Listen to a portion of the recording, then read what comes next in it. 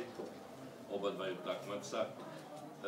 Bosna pomalo umorna, iako ja nisam sklon da analiziram igru Bosne, nego ću reći da mi, nažalost, sa puno igrača u ovom periodu, nakon 20-ak dana završetka prvenstva, individualno u lošoj formi.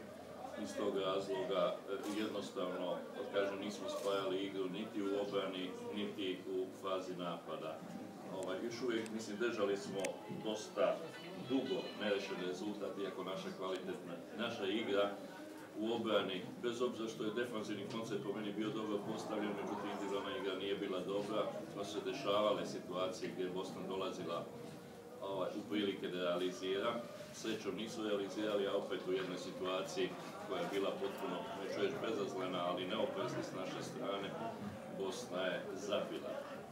Naravno, kod protivnika kao što je Bosna, ja sam očekivao da ćemo mi možda što više napraviti u kontranapadu, međutim još jedan put individualna forma naših igrača u ovom trenutku je bila na niskoj razini, tako da kvaliteta igre ni prema naprijed nije bila dobra. Još jedan put, zato su je zasluženo pobjeda Bosne.